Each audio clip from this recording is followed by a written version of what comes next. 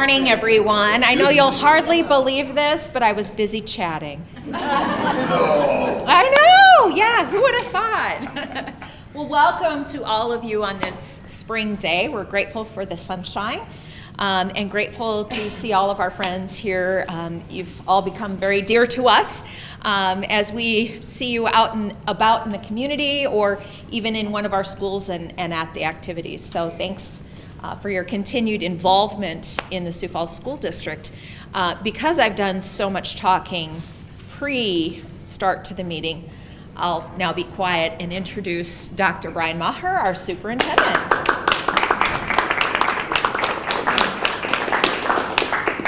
Well, good morning, everybody. Thanks for being here. What a beautiful day, and given the way the weather has been this spring, we don't know that it's always going to be beautiful. About the middle of January, we had a general administrators meeting, and I said to the group then, I said, my gosh, we haven't had a snow day yet this year. In fact, I haven't even had to get up and check the weather yet, and that was the middle of January. By the middle of April, we had 4 days, which tied us for at least a recent record in the number of days missed, and we had to add some days to the end of the year. So I'm not going to talk about how I haven't had to do anything like that in a while yet, because who knows what tomorrow will bring. But what a beautiful day it is today. I want to echo the same things that Deanne said in terms of we really appreciate your lifelong commitment to education, and maybe more so at this point, your continued commitment to education. We really appreciate your involvement in the school district and in what we do, and as part of our greater Gold Card membership, we really appreciate what you do for this district. As you know well, we passed a bond issue in September 18th as a matter of fact, and we passed it with a sizable amount of approval, with 85.46% approval of those who did vote. And I still say that that's an unprecedented amount, and until somebody proves me wrong, I'm going to continue with that. I've never heard of a bond issue passing to that degree.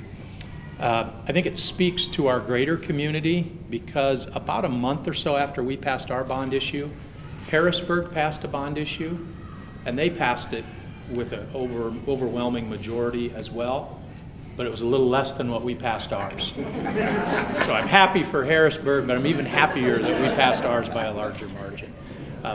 What that tells me is great things going on in the greater Sioux Falls area for education. What a great time to be in education, and what a great community in which to be a part of education. I want to close by saying we're 3 weeks away from the end of the year, yet another year. My 4th year here, and I know that I've been here a little while because I'm getting to recognize most of you as you come into these meetings. So I'll close much the way I started, and that's with a thank you. Thanks so much for your continued involvement. As a school system, as a community, we absolutely need your involvement. So thanks for being here today, and thanks for your continued support. I'll see you all again soon.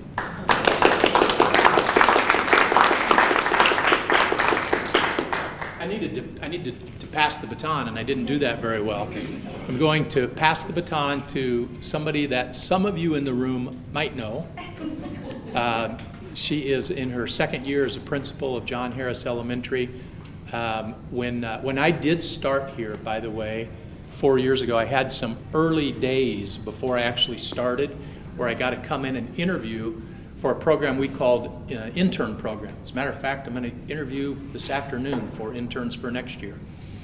And I believe the very first interview we had that day was Kirsten Dauberpool, who at that time was a teacher at Hayward?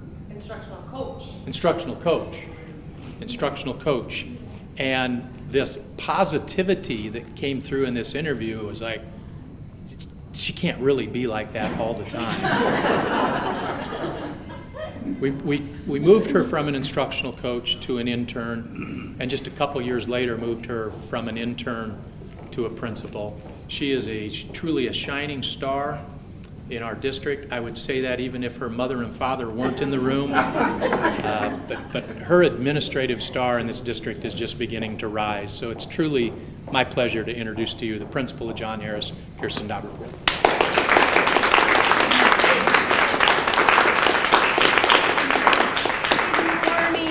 Welcome. I am so excited that you guys are here this morning. You are in for a treat.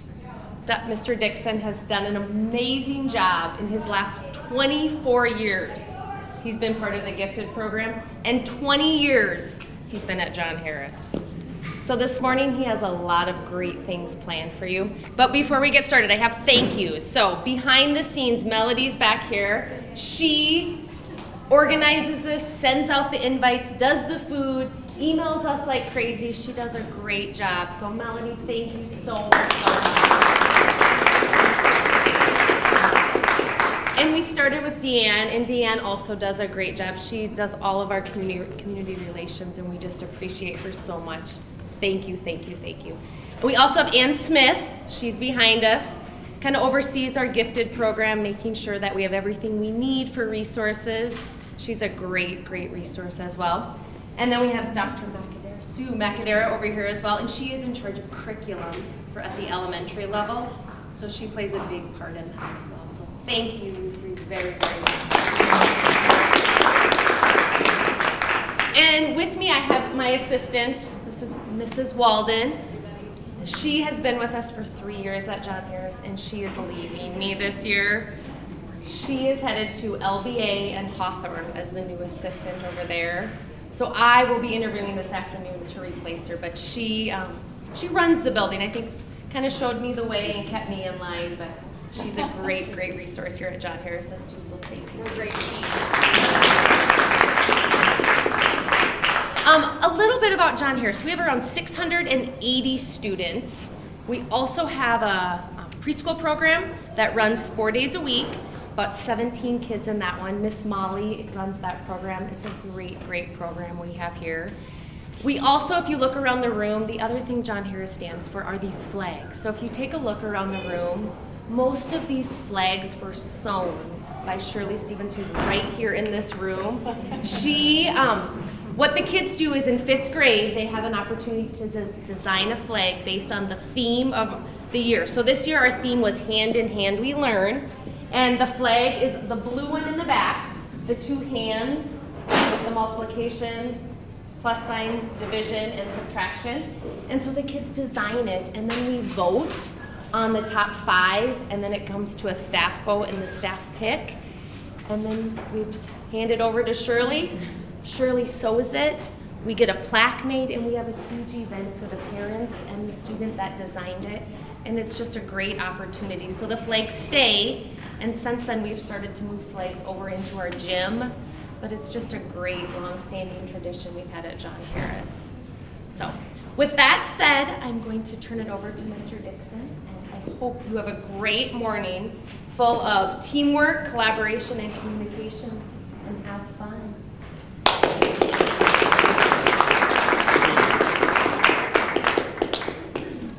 Well, thanks, Ms. Dowdpool, for the introduction. First off, I'm a little more comfortable speaking in front of children than adults, so bear with me. I like to, and this is not about me, but I have to tell a quick story. I like to tell this one. I became a teacher when I failed the psychological test to become a police officer. And it's kind of true. I always wanted to be a police officer, and I flew through everything, passed everything, and I got a letter in the mail saying I didn't make it, that my psychological profile didn't match up to what they're looking for. So I called up the psychologist, Ernie Skidmore was his name, maybe you've heard that name. I said, I could email, we didn't have email back then. So I called him up, got a hold of him, finally we touched base. He said, Jeff, he said,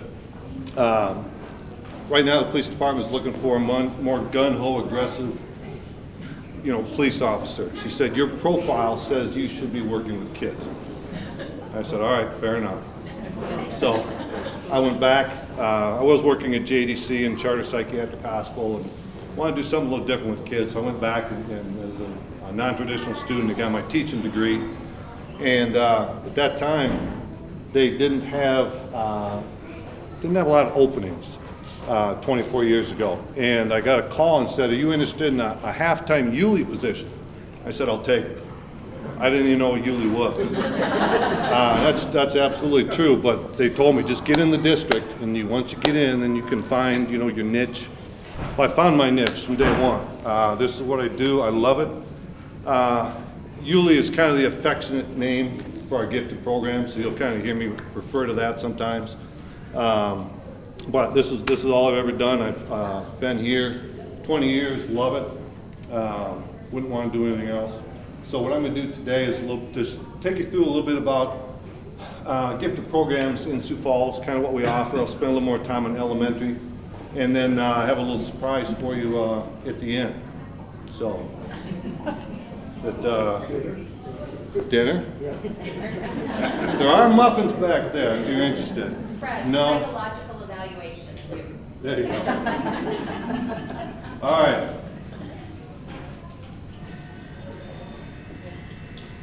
Sioux Falls School District gifted programs. Just kind of our mission statement here. The Sioux Falls Elementary Gifted Program is designed to respond to the needs and special characteristics of gifted students by providing the opportunity for them to pursue and develop their potential for excellence. Identification for the gifted program uses a matrix that incorporates standardized test data to identify students. Identification can be initiated by parents, by students themselves, by teachers, or by administrators in our district. The purpose of the assessment and identification is to find those students who, because of their unique abilities, are in need of differentiated educational opportunities, not currently part of the regular curriculum. And I'll talk a little bit more about that in another slide. I'll talk about something else too, about having the opportunity for gifted students to have the opportunity to be with other like minds and how important that is. And I'll refer to that later when I touch base on another slide. Now, I'm not just going to have a lot of information up here for you. I'm going to show you some student work and some things, so it'll be a little more entertaining than just reading some words on a screen. And one of those is right here. This is an engineering project that has to do with circuitry as well. And students designed something as a short little clip. Go ahead, Jim. Where if you push a button and you have to get these candy dispensers to dispense certain kinds of candy. And so there's circuits they had to create where if you do this, then this happens, and then this, and so you had to organize and arrange all these circuits. It's kind of an engineering activity. A big focus this second half of this semester has been architecture and engineering, so a lot of what I'll show you is from that. Okay. Click the next slide. Yep. All right, here's some of you might be familiar with Rube Goldberg cartoons from past. Students weren't familiar, but were able to watch some cartoons. And part of the engineering, we did a little invention, a short little invention thing with that. And students had to make a Rube Goldberg kind of chain reaction machine. And they had to be, the problem solving, creativity, and collaboration with this was incredible. I didn't realize how much the precision that's involved in those Rube Goldberg machines, those chain reaction machines, where something happens and then this lifts and this falls and this drops. It was really incredible to see the problem solving involved, because it just doesn't work out like you plan it to work out. So they had to constantly reinvent themselves and sketch and talk and go home and think about it and come back the next day and try some different things. So here's one of our Rube Goldberg chain reaction machines.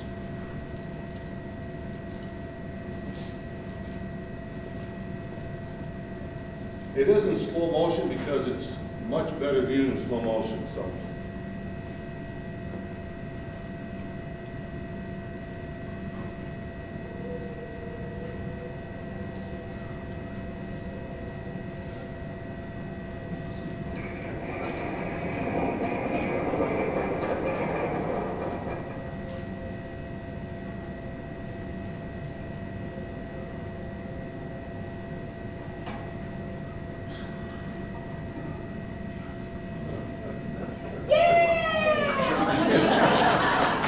We're just a little bit excited, as you can tell.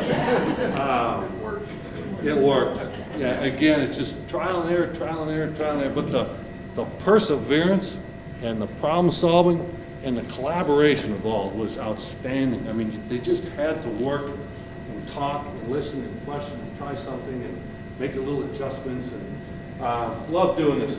Here's another. It's different, but it's the same thing. A Rube Goldberg chain reaction.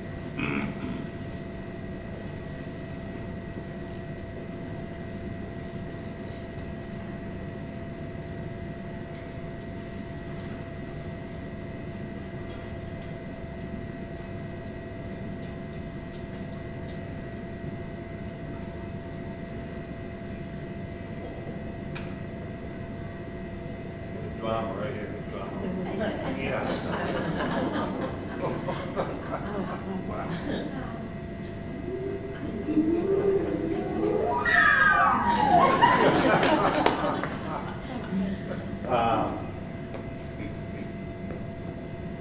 Thank you. All right. In the Sioux Falls School District, we have 23,000 now. I don't know the exact number. 24,000 gloriously unique students. And here's kind of that bell curve. It's more like a hill curve, but that kind of goes through some of that. You know, the large majority of our students are ready for content objectives at that grade level. They come to school, second grade, third grade, fourth, they're ready. Teachers do a fantastic job. We have a small number of students who need some differentiation at both ends. We need a little more help, a little more assistance, differentiation, a little more modification to try and bring them up to grade level. And then on the right side, we have some students who are ready to go beyond content objectives. They're able to get through things quickly. I'll talk about that more in a little bit. And so that's kind of what the gifted program offers. And I'll tell you more about the different programs Sioux Falls has for gifted students. But that's kind of something we go on right there, that we kind of need differentiation for our high ability students who can quickly master objectives and content at grade level. If you have any questions too, go ahead and fire away if you need to. Mr. Dixon, do you still need? There's one more, but I don't need to.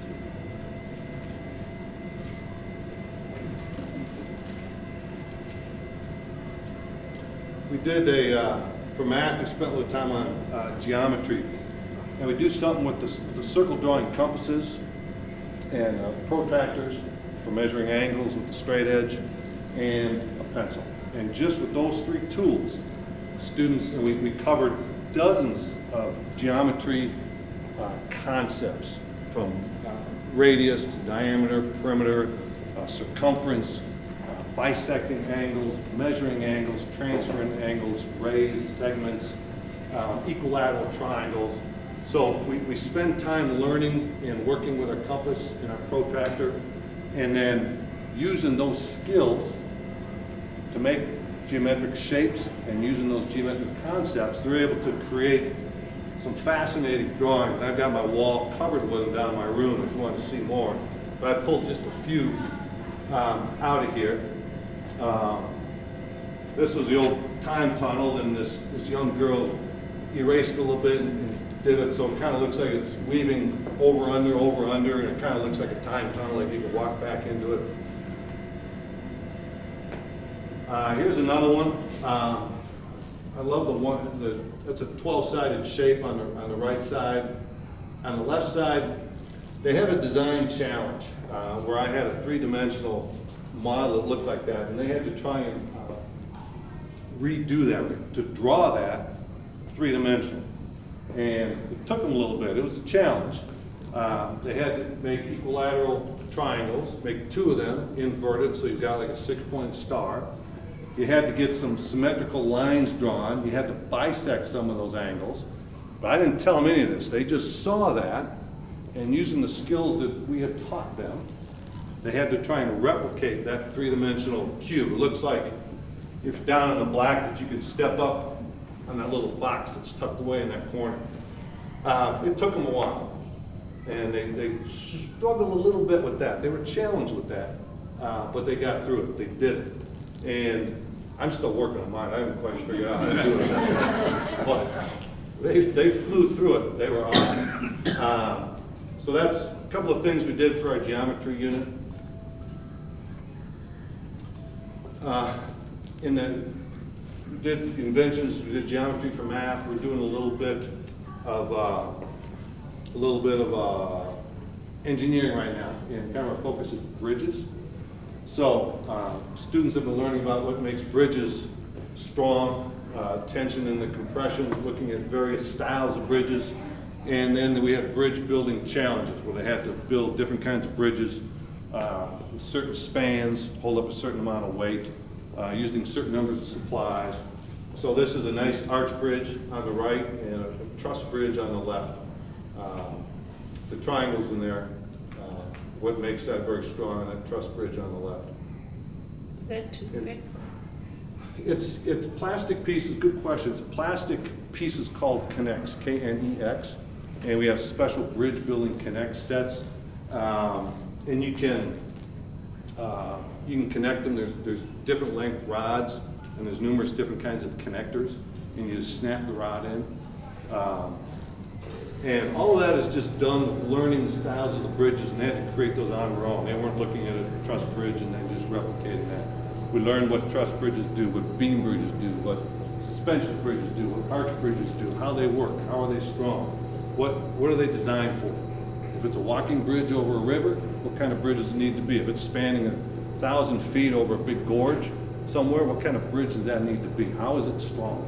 And then they made those models and took on those challenges of holding up a certain amount of weight, using just a certain number of pieces, having enough between the spans. They had to have a little space between the spans. They had to be so high.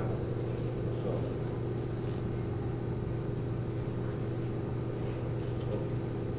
I can get it if you want. This is a short little video clip. Sometimes people will say, what's the difference between a bright child and a gifted child? I'm glad you asked. This short little video, just a couple 2-minute clip, will give you a little introduction to that, and then I have a little more information about that on the next slide. So thank you.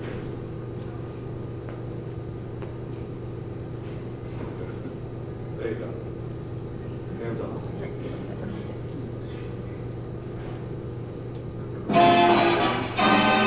Hi, we're Alex Daniel, Kevin. and Megan, all from Lethbridge in sunny southern Alberta, Canada. Welcome to another 2-minute PD. I'm good.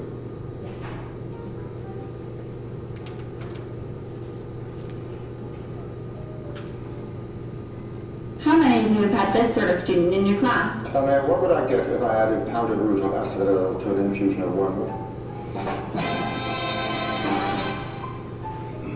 How would you look if I asked you to find me a bezel? And what is the difference between monk's hood and wolf? This can be frustrating for both students and teachers. Gifted students can be a challenge. That is the second time you've spoken out of turn, Miss Granger. Are you incapable of restraining yourself, or do you take pride in being an insufferable know-it-all?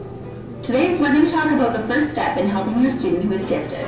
How can you tell the difference between students who are bright and students who are gifted? This is important because in order to help all of our students achieve their maximum potential, we must first know their needs. This means understanding these two types of learners and the differences between them. What will help a student who is gifted might hinder and take things too far for a student who is bright or talented. So let's look at what the difference is between a student who is bright and a student who is gifted. A key aspect to remember is a student who is bright answers the question. A student who is gifted questions the answer. A student who is bright learns the concepts with ease. A student who is gifted already knows the concepts. A student who is bright enjoys their peers. A student who is gifted prefers the company of adults or older children. A student who is bright is pleased with their own work. A student who is gifted will always criticize their work. A student who's bright works and studies hard. A student who is gifted can play or goof around but tests very well. Thanks for watching our 2-minute PD. I love that bright child answers a question, gifted child questions the answers. After we did some geometry, we've been doing a little bit with probability, and just a week or two ago, I put the probability scale up, and we were talking about that, coming up with examples. The whole impossible, less likely, likely, certain, the scale of probability. And I had a student right away, Mr. Dixon, nothing is really certain. And then right away another student, well, I don't know if anything's really impossible either. And those unscripted moments is what this learning is all about. That's one of those, put the lesson plan book over here for a little bit.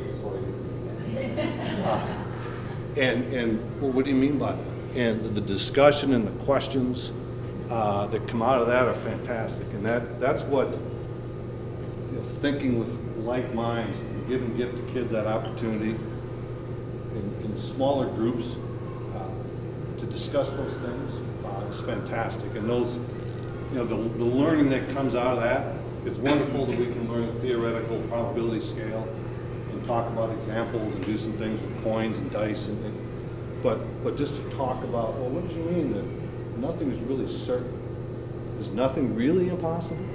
The learning that is involved in that is fantastic, and that's honestly that's probably one of the, maybe the best part of my job is just facilitating. And I like to say I'm not even as much of a teacher as I am at times just a facilitator, because they love to just go and do, and I guide those discussions, but I don't necessarily ask all the questions and answer all the questions. I let them go. And I like to just say I'm facilitating and guiding that. But those are the wonderful unscripted things that can come up in a gifted classroom. And that doesn't mean it happens all over the school district. I know that as well. But all teachers just love that when those kind of things come up in the classroom.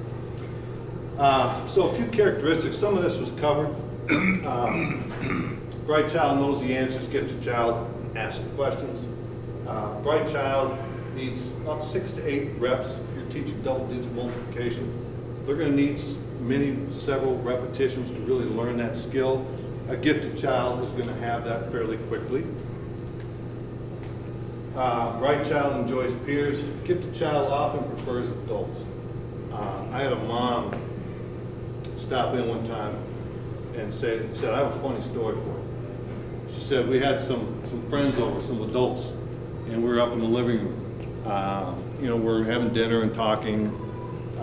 I went in, and all the kids were down in the basement playing, and I went into the kitchen to get something, and I kind of peeked around the corner, and my daughter was lying on the steps with her head kind of peeking around the corner, listening to our conversation that we were having in the living room. She didn't want to be downstairs playing. Why do you think that was? Why did she eschew, if that's the right word, her friends, to sneak up the stairs and lie and listen to what her mom and dad and the adults were talking about? Why are they doing that? Why would she want to listen?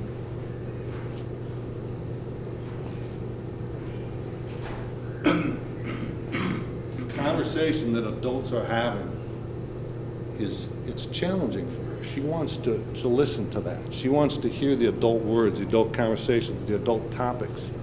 She's more interested in that than playing down the basement with her peers. That conversation is interesting. That's why she snuck up the stairs and didn't want her mom and dad to know, but she wanted to listen in on that conversation. So, bright child's pleased with their own learning.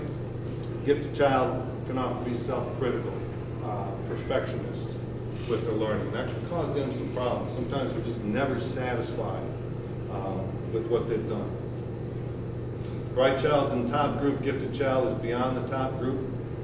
Bright child's good at memorizing, gifted child's good at guessing. Bright child's interested, gifted child's highly curious. Bright child enjoys school, gifted child enjoys learning. Bright child is receptive, gifted child is intense. I had a boy many years ago named Josh, and we were dissecting owl pellets. And an owl pellet is something that an owl spits out that it cannot digest. It's the bones, fur, and feathers from small animals that it's eaten, rodents and small birds. And we were dissecting those pellets. We were identifying the bones, what part of the body they came from, the animal that the bones are from, and then they were reassembling those skeletons into two-dimensional models, and some of them, if they wanted to, could try and create a three-dimensional model of that animal. And it was getting near the end of class time, and I had a little boy, Josh. We were cleaning up, putting stuff away, and going to pick up the next time we met. And kids are kind of done, it's about time to go, and I looked over here, and Josh was still working. And I went up, Josh, buddy, I kind of tapped his shoulder. It just flew back. I said, it's time to go, buddy. We can finish next time. He was so intense with what he was doing. The walls could have been falling down around him. He wouldn't have known. I mean, he was just pouring everything into every single bone and identifying every one and getting the skeleton planned out. So that's that intensity that gifted kids can have.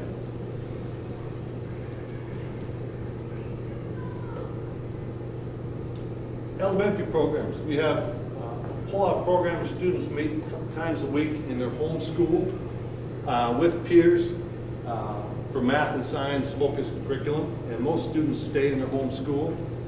We also have over at Robert Frost a challenge center. It's kind of a school within a school. There are 7 classrooms, and students must have the top 5% of our standardized test scores to qualify for that challenge center. And students have the choice, if they do qualify, to stay in their home building or go to Robert Frost Challenge Center, where they can take part in classroom with all gifted kids. And they kind of stay in the content areas with their peers in that classroom. And then lunch, recess, band, orchestra, they're with the other students in the building. But kind of the main content areas, they're with gifted kids in the classroom. Middle school programs offer various gifted educational services, quite similar to what we have in the pull-out program at the elementary level. We do over at Edison now for just a few years now, 4 years, 5 years, have offered our honors program where students can be, it's kind of like the middle school challenge center, where students can be in those 4 core content areas, math, science, reading, language arts with other gifted kids. And then they're with other students over at Edison the rest of the school day for some of their electives, band, orchestra, some of those activities. So that's what middle school offers. Here was kind of hard to see. We did some, part of the architecture and engineering unit, we did some measuring, scaling down. It's kind of hard to see, I apologize for that. We did some measuring of rooms and scaling them down and putting that model. They had to represent that room on graph paper, scaled down exactly how it is, exactly how the room is laid out, the windows, doors, and everything. So that was a good challenge. Here's a scale model of a house that they took from blueprints, and they had to scale and transition the fractions and get down to building a scale model of a house, and that's foam board that they use to construct that. Here's a fun one. On my own. Okay. We do computer programming and coding every year, and this is a fun activity. This is a dance party, and the young student that did that created everything on the left-hand side, all the dancers, arranged the music, lights, the background dancers, and everything on the right-hand side, you can't really see specifically, but you can see all the lines of code that they had to create to make this little dance party, about a 30-second clip.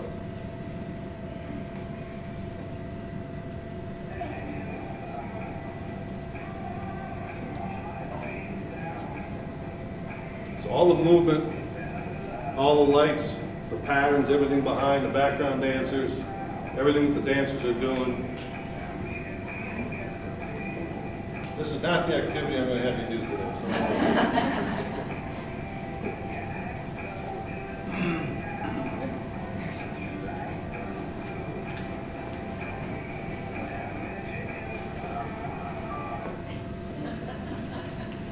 They love that.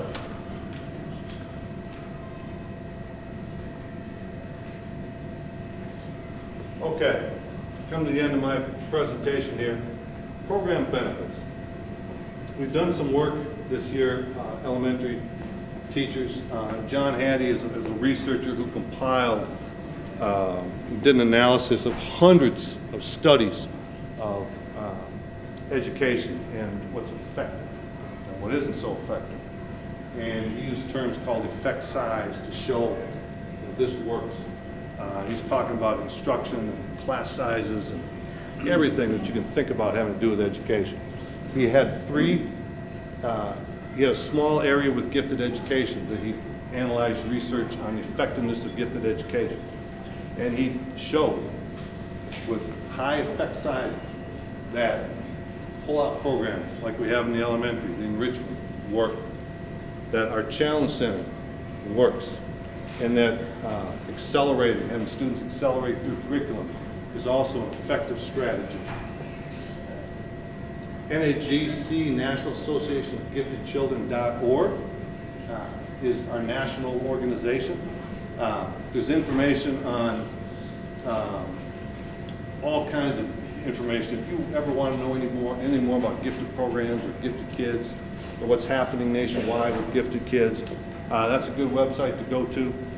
There's information there about research and how effective gifted programs can be. I'm not going to share numbers and all that data. It's there if you want to see it. I want to share a few short stories with you on how I believe the program benefits kids. When I have a mom stop me outside when I'm on duty and say my son couldn't wait to get to school today. He got up and said it's a Yulee day. Okay? That's how I know the program works.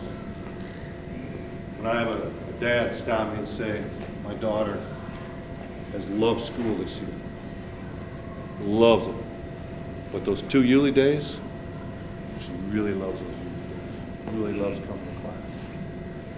When we have a little boy who's in the emergency room and spends the night in ER, and his mom and dad take him home in the morning, and he says, I need to go to Yulee class.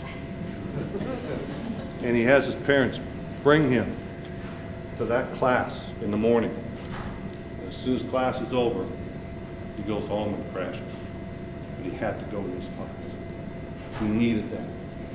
He needed that time with like minds to think, to collaborate, to problem solve, to question, to laugh with like minds. It's so crucial. I had 3 students at a private school who came over. They were dual enrolled, so they would come over for classes, and they'd stay at the private school otherwise. They showed up one day and had shorts and t-shirts on. I said to them, you guys don't have your school uniform today. They said, oh, we don't have school today. I said, oh, okay. I said, wait a minute, you don't have school today? They said, oh yeah, but we wanted to be here. We had our moms drive us over to Yulee class on their day off. I thought it was casual Fridays over there, but it wasn't. They needed to be with those like minds, doing activities. They wanted to be here. They had their moms bring them over on their day off. They didn't have school. And then there's my young friend. He used to, many years ago, we'll call him Dave. Dave was a little boy who cried every day he came to school. I talked to Dave's dad, talked with his teacher, we got together, and we said we should probably test this young guy. We did the testing for giftedness with him, and he blew it out of the water. Brilliant, highly gifted young man. He needed more. He finished second grade here and came to the pull-out program. And then third, fourth, and fifth, he went over to our challenge center. I would run into his dad not long after we identified him. And he would come up to me, Jeff. I said, how's Dave doing? He said, he's flourishing. He loves it. He loves school. He's happy. He talks about the work he's doing. And I said, awesome. Tell him hi for him. From time to time, we would run into each other. Every time he would come up. Jeff, thank you. And he would fill me in on his son. Taking advanced classes in middle school, loving school. He's doing the school play.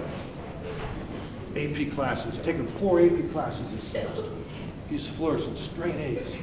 Graduated with honor. I ran into him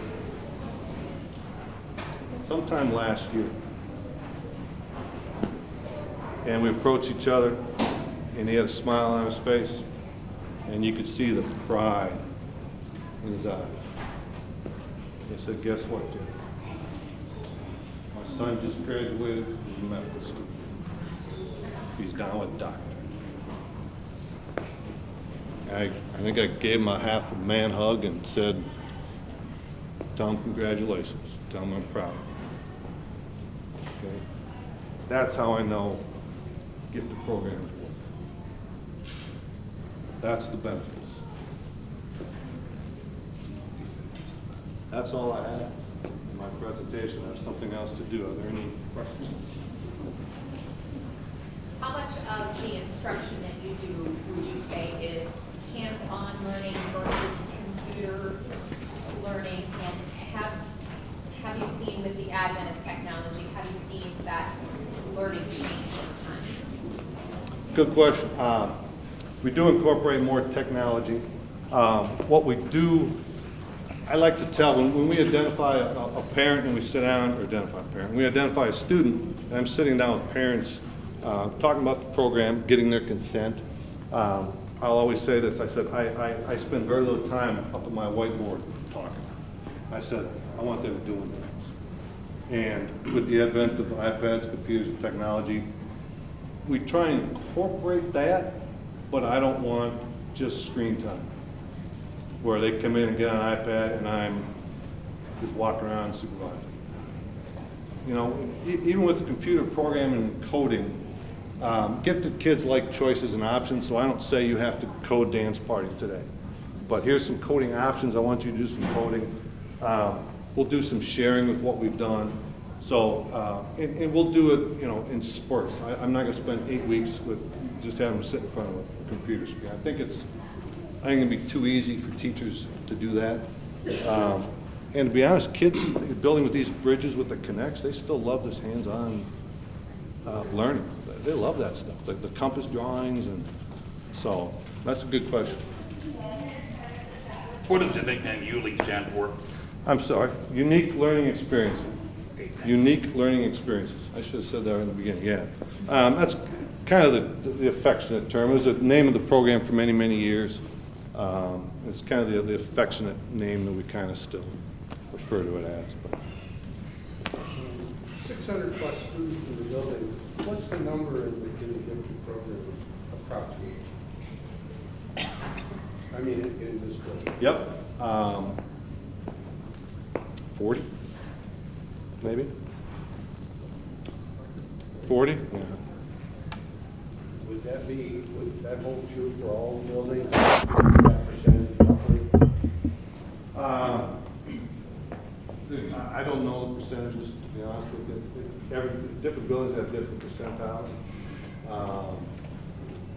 I don't know, some buildings have more, some have less. Yeah. You identify the students in second grade, is that right?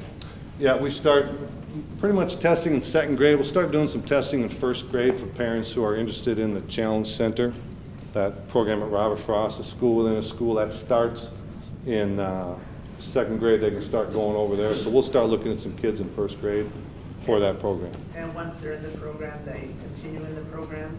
Great question, yep. And can you add kids or? Yep, we test all year round. Yep, and we don't retest. If I identify you as a gifted child, you're a gifted child, and I can equate it to a gifted artist is not going to wake up tomorrow and not be a gifted artist. A gifted musician is a gifted musician. A gifted athlete is a gifted athlete. If you're gifted academically, if you have that high ability, we don't retest. You have that, and it's our job in the district to help you nurture that. So, yeah. How long have we had this program? Okay. I want to say the 70s.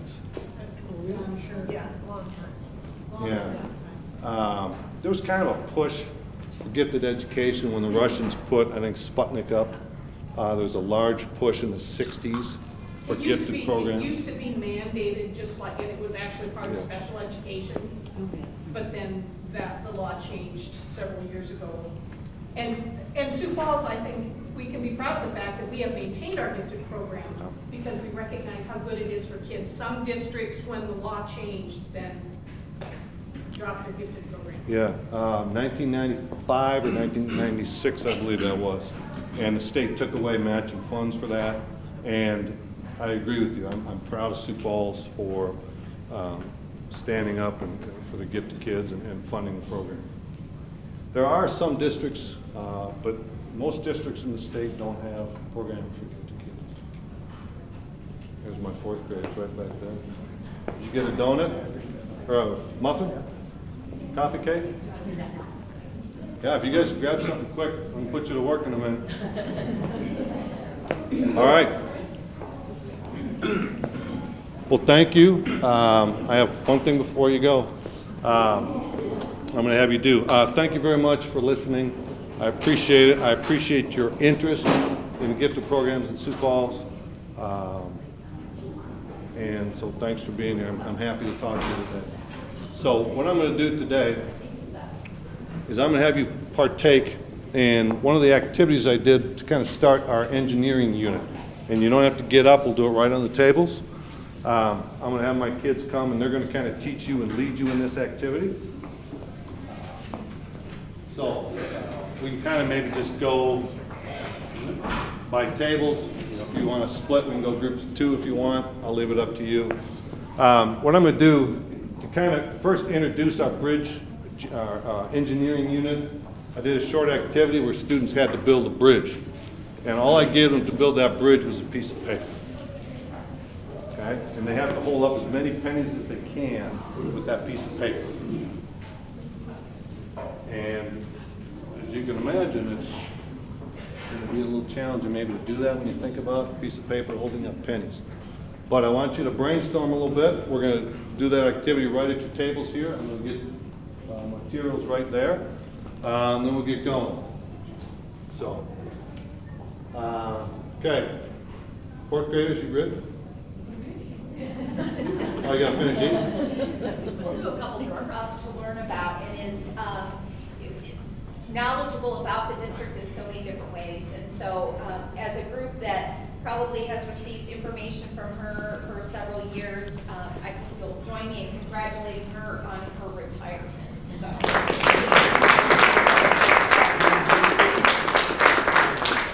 Thank you very much. This has been a great group to get to know, and I too recognize so many faces, neighbors, and yeah, maybe she'll come back when she turns 60. You have to be 60 to be both her. So in June, that's what's happening.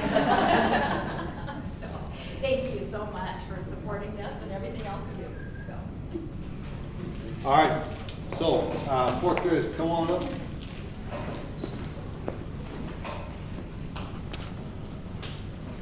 These are fourth graders we have here at John Harris. What they're going to do is kind of facilitate. They're going to be your teachers. They're going to ask you some questions, help you along. So what we'll do is that each group's going to have 6 wooden blocks. You'll stack 3 blocks up, 3 blocks up. You're going to lay a piece of paper down on there, and you have to hold up as many pennies as you can with that piece of paper. I did use paper destined for the recycler, so we're not going to waste paper. So don't pay any attention to any of the words on here. It's what are you going to do with this piece of paper? How can you be creative? How can you problem solve? How can you make this stronger so that you can hold up as many pennies as you can? Paper is very weak in what force? Louder. Compression. Very weak in compression. Much stronger in tension, but very weak in compression. So what are you going to do to hold up as many pennies as you can? Try it, fix it, improve it, problem solve, get better. They will lead you through. If you drop any pennies on the floor, they're going to pick them up. You don't have to bend over and get them. All right? So go ahead, each of you a couple at a table, and you can take 6 blocks with you. You can get in whatever groups you want. If you want to split into 2 groups here and try this activity, we'll take 10 minutes with this. It won't take very long. You don't have to do it either. You're allowed to do anything you want to the paper. There's no tape. You can rip it, hold it.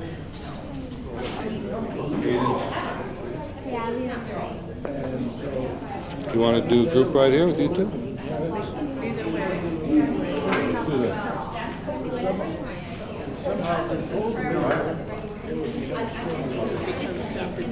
But we can't do these. They gotta be 8 inches apart. How are you gonna hold up those pennies? Go ahead and measure that. Thank you. Those are the measures.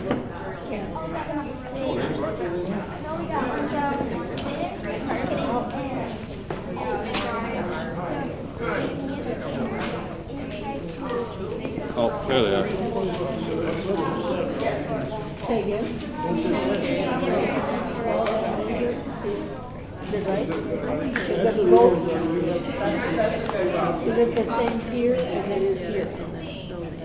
Did you measure?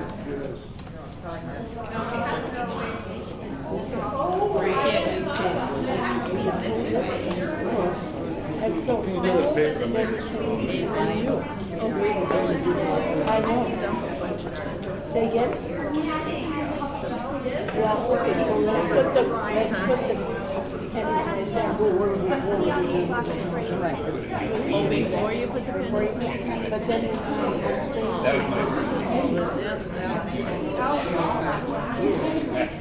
like, can we use the pennies here?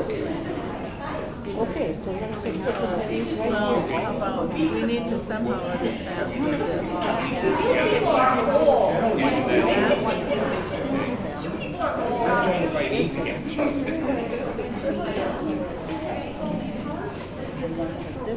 this should be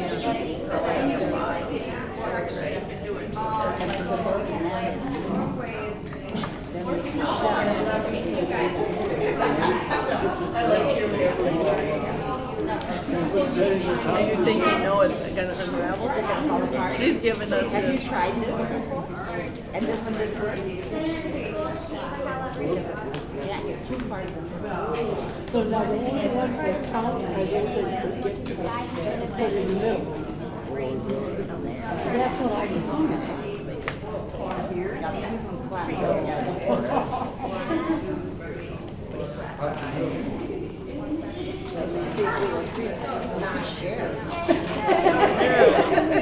I don't play well. Very nice and new.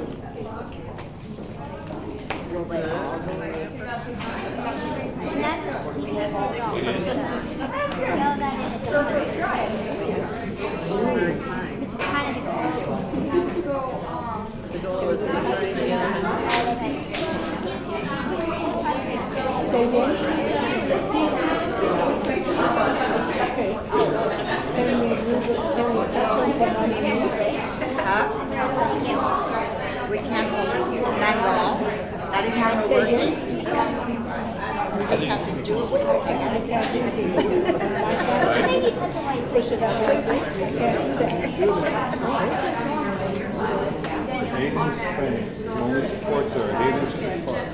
Say again? Same and then expanding to different Sure. supports. Right. But yours is going to be 8 inches. We have nothing to go underneath the hole. So you can't touch it from underneath? That's Okay. Yep, good job.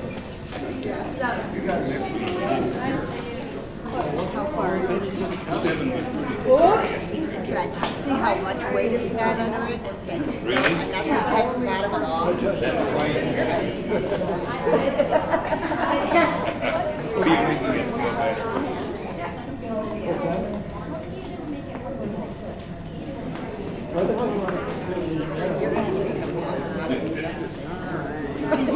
Can you move it in? Yes? 8 inches, I thought you said 9. I want to see how heavy it is. Well, now that's a good idea.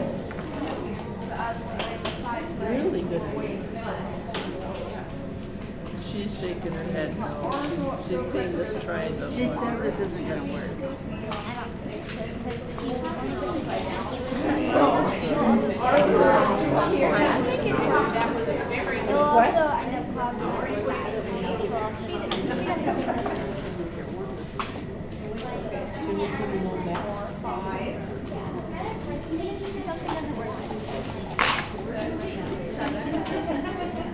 I would have liked to have put some up and down pivots, Yeah. That's why we're checking to see.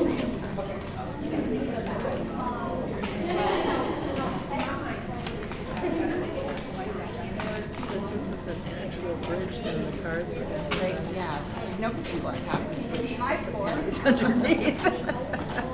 It's a tunnel, we have to drive around. Yeah. That's really good. Now, so we know the holding strategy. Now, we still work on what's like, I think if we get what's towards another the way to middle, make it's try and going make to the drop. strong So if you want them on top, put them on the end. Put them on the end. Yeah. Start this end first. I didn't think they were everything probably, yeah, but they liked. I know. Boys don't get to hear it, but sometimes We think we've reached maximum, should we just stop? Oh, we should keep going till it falls? Look at you. So you want it to fall? That's okay, they'll pick them up. I told her she didn't have a lot to pick up if we added more and more. Oh, you got this 200 pennies. Oh, If I I counted thought it right. was only 100. No, if I counted right. You added 200 for I can't count that high, so I can't estimate it. Exactly. But did You know what, if we maybe would have had a 5, you know, instead of just random, if we had more structure at the end. I think we should have planned. And there's Good grades.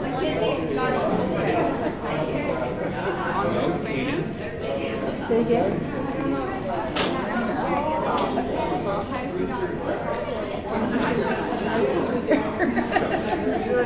how far we have to go. Don't breathe on it. Yeah. Yeah, so then maybe So far on, I remember for sure that they are Carter and Z. Wow, they, What was the answer? She said I'm smart. That's true. Good job. And we were very lucky. What could you do to If you not put it back up this way, is there another way you can flip it? I'd have to pray on it. So are you guys going to, you all going to rinse each other in one different it does like different times. The keys on the same time. Okay. You want me to press it? We work together. She wants to know if we want to try another way and see if it stay that way. I was just trying to press my luck. She asked me how I could put there in the middle. I told her I had to pray on her. How'd you guys do? What'd you do? I just rolled it in 2. Kind of spread I wanted to hold it, but it was too short to put in. So then we just started putting them in each end to see what we could do with them. Did you guys start putting them in the middle? No. Oh, you were strategic on how you placed them. We put a few in each end and then split them. Yeah, they're just kind of. So like, do these pennies count that are supporting that? You see how they have pennies on here? Like, I wonder if those. Like, I feel like those pennies don't. I feel like those pennies don't count because they're touching the bricks. What do you think? True, I know. But they're confined within the board. And you didn't tell us they could. I wonder if you could ask them if they could hold it a different way to see if they can't touch the brick. Try, see if they can. Yeah. Let's try that. Push them in and let's see how. But we gotta push them both in. Teamwork. Is that what you guys saw? Let's just see. We want them all inside the. Well, that's not. Inside of this one, because I measured it there. I think it's like a Trying to help them.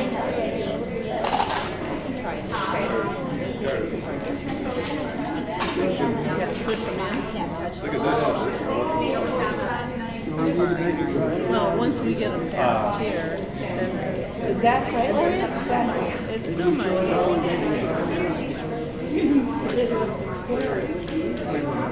How's it going? She said that not the garage about the bridge either, but she just keeps growing. She does. Well, I think they're kind of long enough to get it past the board. I'm found.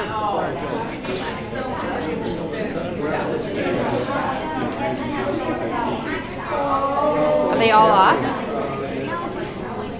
No, there's one laying. I guess you could pull that one, push the bricks a little bit.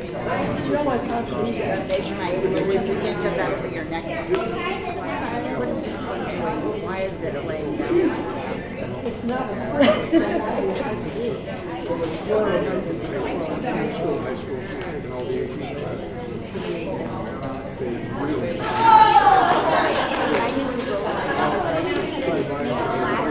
I need to push. My finger's not long enough to push them off the board. There's no way to measure. You told me she couldn't try it. Keep it off this board. I doubt it.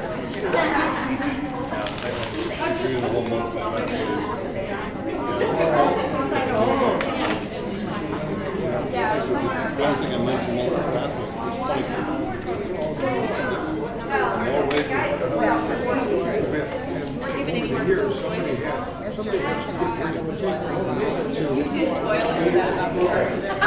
Now they're all. Now they're all in. Now what are you gonna tell us? Well, we did it and didn't drop anything, and then she wanted all of our pennies off the board support. So we did that. Really? I like it. Seriously. They asked me if I could do more, and I said, she said, how would you make it do more? I said, I'd have to pray harder. And I have religion in me, so I guess that was.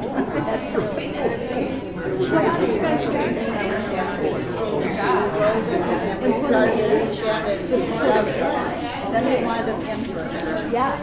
Oh, great. And I wanted to see it. My finger wasn't short enough, and she said, no more tubes. Oh, yeah. What I gave her. Yeah, I said, well, I should have brought my longer finger. There you go. And what? Oh, really? Oh, that's interesting. Oh my gosh! Everybody did something different. That's going to get all. Got a couple minutes.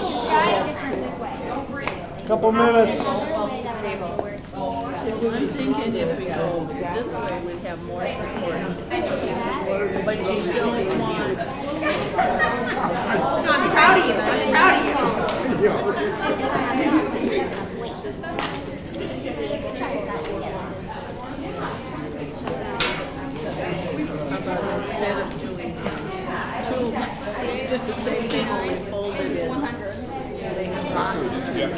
But we can't do just 4 sites, we have to do 5. How many did you get in there? There you go. Call it 200.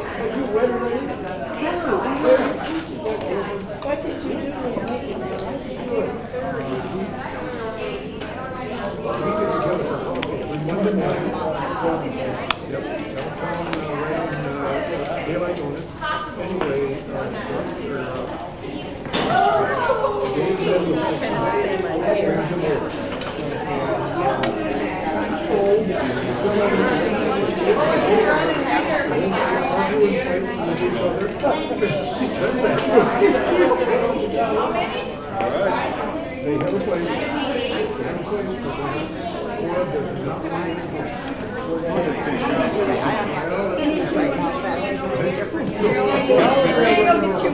Maybe you missed another. We got 2 more, we got 2 more.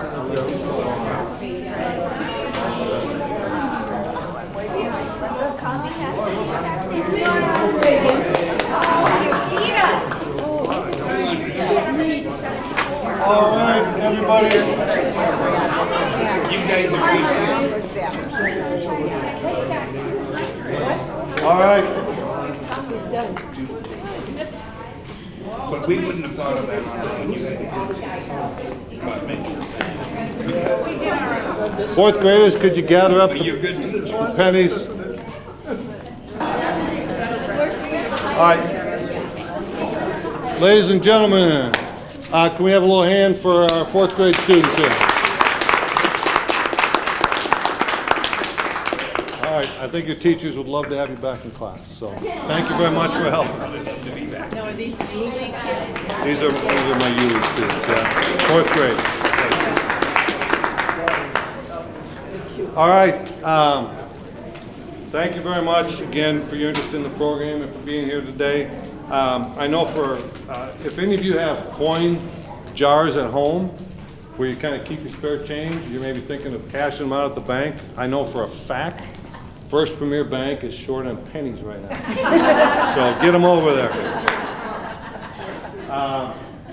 Anything else before we go? Thank you. Appreciate it.